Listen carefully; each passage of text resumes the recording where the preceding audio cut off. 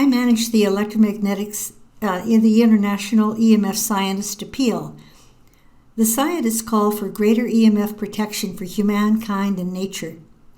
They say that we have serious concerns regarding the ubiquitous and increasing exposure to EMF generated by electrical and wireless devices and infrastructure. The EMF safety guidelines set by international standard-setting organizations and the FCC are inadequate and obsolete with respect to long-term, low-intensity exposures common today. There are numerous recent scientific publications that have shown that EMF affects living organisms at levels well below the FCC and most international and national guidelines and standards. And damage goes well beyond the human race, as there is growing evidence of harmful effects to both plant and animal life. The scientific basis for the concerns raised in this appeal are increased cancer risk, cellular stress, increase in harmful free radicals, genetic damages, structural and functional changes of the reproductive system, learning and memory deficits, neurological disorders, and negative impacts on general well-being in humans. This appeal has been agreed to by over 40 scientists from 43 nations of the world, all of whom have published EMF papers showing biological or health effects below the current safety standards set by most nations. The scientists urgently call for action by international agencies and national governments, more protective EMF guidelines, precautionary measures, public education about the health risks, particularly those posed to children and fetal development. They call upon the UN Environment Program to convene an independent multidisciplinary committee to explore alternatives to current practices and to recommend precautionary measures that would substantially lower human exposures to radiofrequency radiation and extremely low-frequency radiation for electricity. By not taking action, the World Health Organization is failing to fulfill its role as the preeminent international public health agency. I'd like to go through some slides that are annotated by citations to scientific studies that discuss the research that shows how children in classrooms, in smart homes, in workplaces, and elsewhere, how children are more affected by all of these wireless communications technologies around us. Wi-Fi routers, tablets, whiteboards, printers, cell phones, cordless phones, smartphones on buildings, and cell towers nearby. Children are more vulnerable. Their skulls are thinner.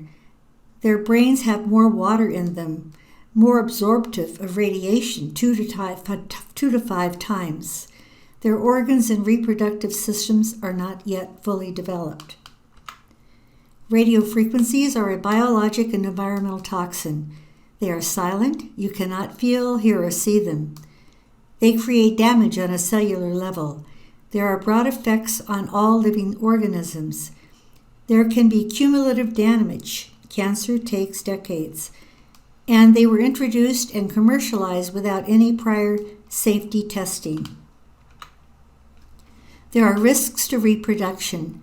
There are 40 studies showing sperm damage. There are more than 9 studies showing ovarian damage. There are more than 6 studies showing embryo damage.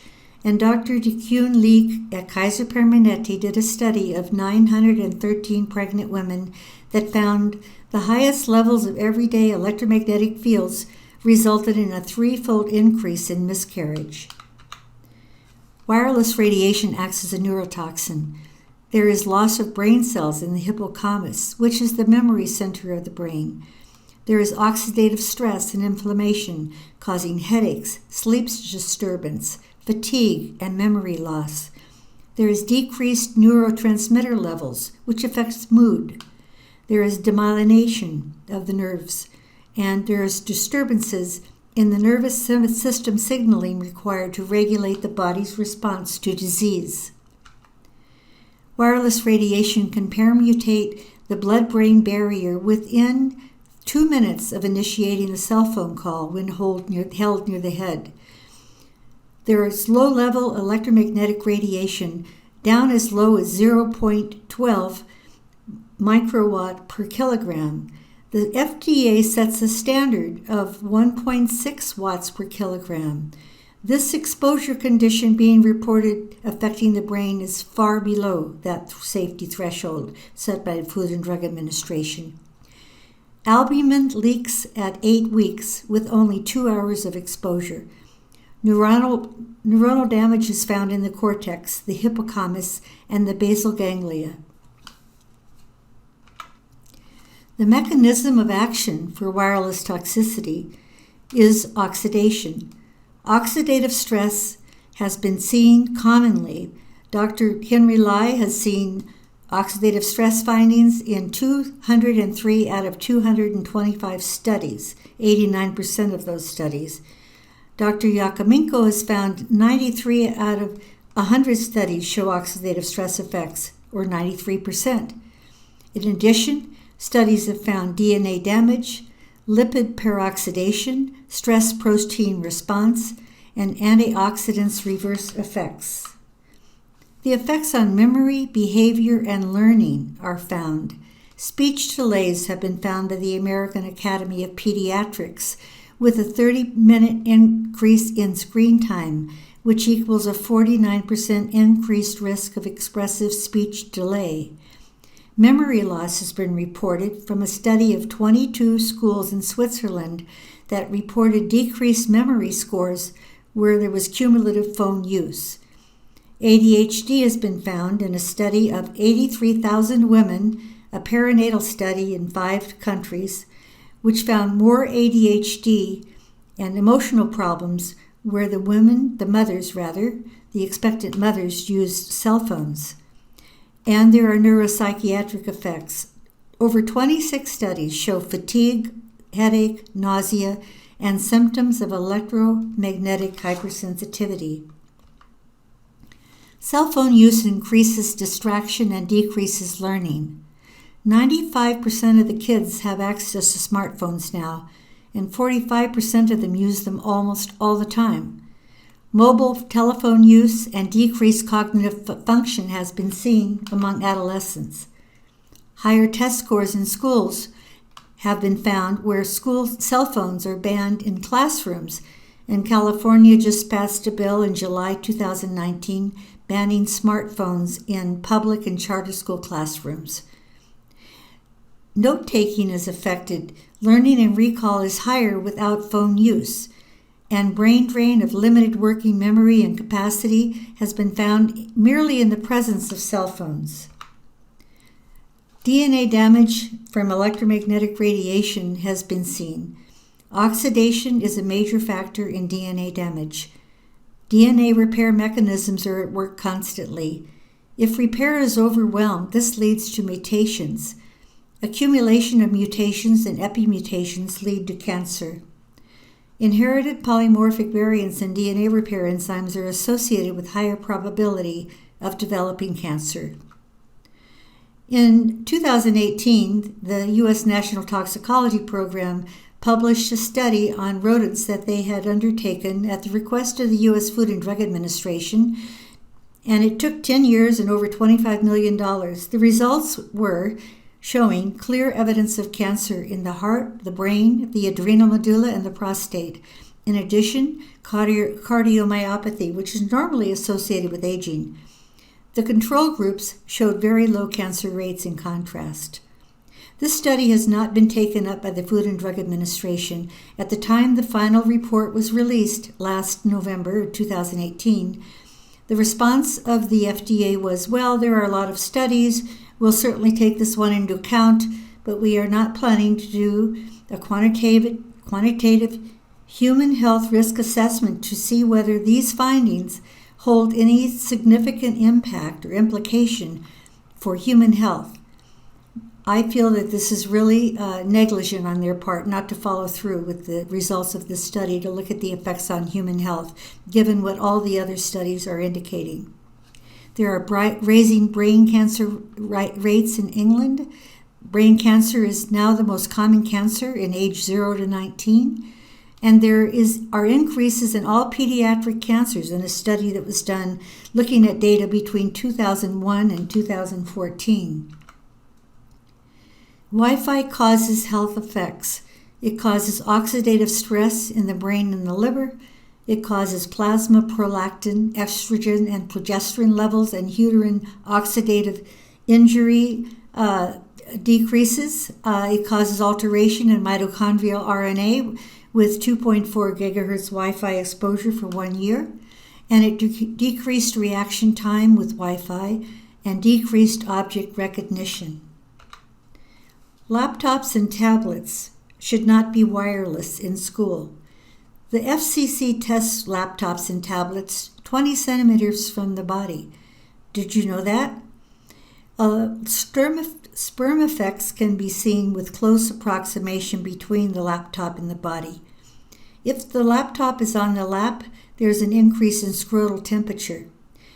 A significant increase in colon and rectal cancer under age 50 has been seen in the last 10 years. Could the radio frequency signals from cell phones and laptops be one of the reasons? Considering that so many people put their cell phones in their back pockets and they don't turn their phones onto airplane mode or just turn them off.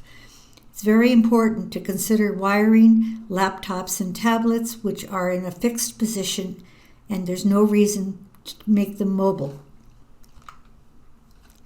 It's important to reduce exposure to wireless in schools. We prefer wired connections over wireless. Devices on a table should be at least 8 inches from the body. Turn off wireless devices and Wi-Fi when not in use. Ban cell phone use at school. Ban cell towers on school property. And work towards fiber optic networks instead of wireless communications infrastructures for the health and safety of everyone.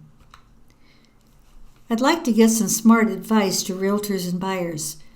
Smart buildings that are now being constructed integrate air quality control, power management, surveillance, and access, communications, and data management using wireless tech.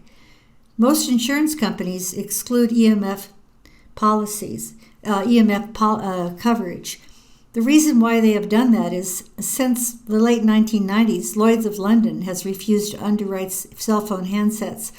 Swiss Re Insurance now makes a broad statement to all insurance carriers not to underwrite wireless technology infrastructure or devices, and so does AM Best.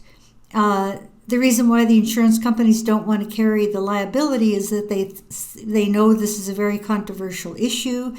They know it's only a matter of time before there's a court determination of harm that has been made against a particular wireless carrier or someone else in this industry, and that there will be a large payout, and they do not want to be there when that happens. Realtors agree to a fiduciary responsibility to their sellers when representing listings, and a fiduciary obligation to buyers under buyer-broker agreements. But realtors have no legal obligation to disclose potential EMF risks from nearby high-power transmission lines, electrical transformers, antennas, smart meters, ground currents, faulty wiring, or smart wireless technologies that are built into the construction. Buyers need to do their own due diligence during the home inspection period to identify EMF health or safety risks. And buyers should hire an EMF expert who would do a EMF assessment of the building, the property, and the surrounding area to identify and define EMF risks and provide a formal written mitigation plan that includes cost estimates. What makes a smart and a healthy building? When you ensure that health and safety is part of the design and construction. When key features that can be physically connected are physically connected non-wirelessly. When shielding is installed to block external radio frequency radiation signals. When EMF emissions are monitored to ensure biological protection.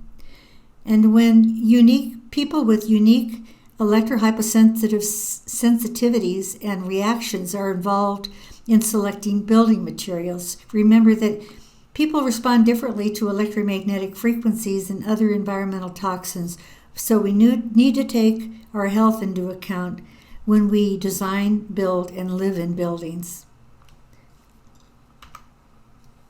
So, knowing what we know, think about it. Why are we exposing infants to microwave radiation? For further information, I recommend you go to the websites for Physicians for Safe Wireless, Dr. Megda Habas, Dr. Joel Moskowitz, the Bioinitiative Report, and the International EMF Scientist Appeal.